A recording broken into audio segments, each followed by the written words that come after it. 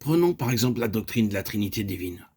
Ce n'est en réalité pas avant le temps de Christ qu'elle nous est définitivement et pleinement révélée, comme dans l'évangile de Jean, chapitre 14 à 16. Et ce ne sera pas avant la venue du Saint-Esprit qu'elle sera connue en expérience. Eh bien, il en est de même du sujet qui est devant nous. La nature ou l'être de l'homme, en tant qu'esprit, âme et corps, ne nous est pas définitivement exposé avant que nous soyons dans le Nouveau Testament. Mais il y a beaucoup d'allusions et même de déclarations fragmentaires qui ont été faites à ce sujet de tout temps. L'explication de ce fait est une part de toute notre étude, car il signifie qu'il n'a pas été possible à l'homme de connaître les choses de Dieu de manière adéquate et vitale avant l'ère du Saint-Esprit, comme une réalité demeurant en nous, avec tout ce que cela signifie. C'est donc vain de faire de la Bible un livre de texte ou un manuel de sujets à étudier comme tel. Car avec toute la révélation du Nouveau Testament, nous pouvons remonter jusqu'au commencement. Lorsque, éclairés par le Saint-Esprit, nous voyons réellement l'homme, Jésus-Christ, et lorsque nous comprenons ce qu'est vraiment un enfant de Dieu, dans le Nouveau Testament, nous voyons deux choses. Tout d'abord, ce qu'est l'homme pour Dieu depuis le commencement, et ensuite, le changement fondamental que représente un homme vraiment né de nouveau. Quant à sa constitution, nous voyons qu'il était et qu'il est esprit, âme et corps. Mais dire cela, ce n'est dire que la moitié de la question. Cela ne représente que les parties dont se compose l'homme. L'autre moitié de la question, c'est ce qui représente l'ordre et la fonction.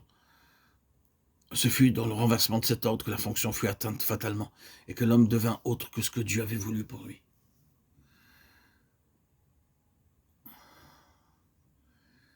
Le fait qui gouverne tout, c'est que Dieu est esprit. Jean 4, 24. Certaines choses viennent ensuite. Nous sommes aussi de sa race, Actes 17, 28, 29. Le Père de nos esprits, Hébreux 12, 9. C'est une loi établie que ce qui est né de la chair est chair et ce qui est né de l'esprit est esprit. Jean 3, 6. Ce n'est donc que dans son propre esprit que l'homme est de la race de Dieu. La paternité présuppose la race et il n'y a pas de paternité sans race. Dieu est esprit, Dieu est aussi père. La loi établie de la postérité demande un ancêtre spirituel pour une race spirituelle, mais en tant que père différent, cela du Créateur. Dieu est uniquement le père de nos esprits. Dieu n'est pas une âme. Nous verrons cela avec plus de détails lorsque nous parlerons de la fonction de l'âme. C'est pourquoi Dieu n'est pas le père de nos âmes. Dieu n'est pas un corps. C'est pourquoi nos corps n'ont pas été engendrés de Dieu, mais créés. La parole de Dieu nous dit avec une clarté évidente que seul l'esprit peut connaître l'esprit. Ce sont des choses que l'œil n'a point vues, que l'oreille n'a pas entendues, et qui ne sont pas montées au cœur de l'homme, mais que Dieu a préparées pour ceux qui l'aiment. Dieu nous les a révélées par l'esprit, car l'esprit sonde tout, mais les profondeurs de Dieu, même les profondeurs de Dieu.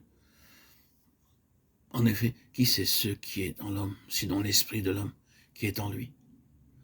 De même, aussi personne ne connaît ce qui est en Dieu, si ce n'est l'esprit de Dieu. 1 Corinthiens 2, 9, 11. C'est pourquoi les disciples du Christ ne le connurent pas réellement, de manière vivante et réelle, avant que quelque chose se soit fait en eux et que le Saint-Esprit se soit uni avec leur esprit. Il en est toujours ainsi.